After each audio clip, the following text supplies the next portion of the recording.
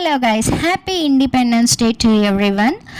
ముఖ్యంగా 90s kid మీ school memories ఏవైనా ఉంటే కమెంట్ రూపంలో తెలియచేయండి. యాక్చువల్లీ మా స్కూల్లో అయితే ఇండిపెండెన్స్ డే చాలా అంటే చాలా సూపర్గా చేసుకునే వాళ్ళం. బేసిక్గా అన్ని స్కూళ్ళల్లోనూ ఇండిపెండెన్స్ డే అంటే కొన్ని కాంపిటీషన్స్ ఉండేటివి. సో హడావిడి 1 వీక్ బిఫోర్ నుండి ఒక వారం ముందే స్టార్ట్ అయ్యేదన్నమాట. సేమ్ మా స్కూల్లో కూడా హడావిడి అంతా ఇంత ఉండేది కాదు. ఎవరైతే స్పీచెస్ ఇస్తారో, ఎవరైతే సాంగ్స్ పాడతారో, ఎవరు డాన్సెస్ వేస్తారో అనేసి టీచర్స్ అడిగి వాళ్ళ నేమ్స్ తీసుకొని సో డ్యాన్స్ ప్రాక్టీస్ చేసేవాళ్ళం.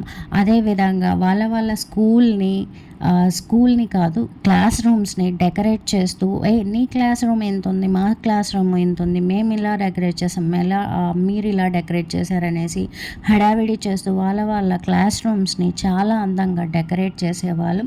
ఆ డెకరేషన్కి కూడా అయ్యే ఖర్చు అంతా కూడా స్టూడెంట్సే, వాళ్ళ క్లాస్ రూమ్కి సంబంధించిన స్టూడెంట్సే అందరూ కూడా మనీని గ్యాదర్ చేసి అన్నీ తీసుకువచ్చి డెకరేట్ చేసేవాళ్ళు. అటు తర్వాత రానే వస్తుంది ఇండిపెండెన్స్ డే, August 15th అన్నట్టు.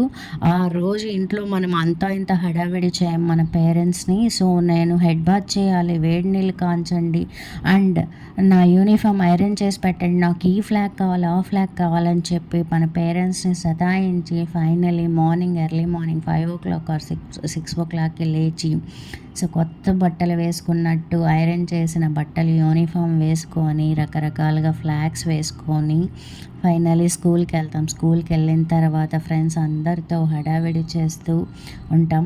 దెన్ మన టీచర్స్ వచ్చి మనల్ని గ్రౌండ్లో గ్యాదర్ చేసి ఎవరెవరైతే స్పీచెస్ ఇస్తారో వాళ్ళ స్పీచెస్ అండ్ డ్యాన్స్లు, సాంగ్స్ అన్నీ విన్న తర్వాత ఫైనలీ టీచర్ అనేవాళ్ళు మనకి సో స్పీచ్ ఇచ్చిన తర్వాత ఫ్లాగ్ హోస్టింగ్ ఉంటుంది.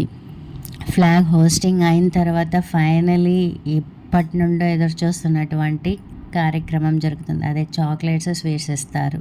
అండ్ ఫైనలీ ఇంటికి వచ్చి టీవీ చూస్తూ ఎంజాయ్ చేస్తాం ఆ రోజంతా కూడా.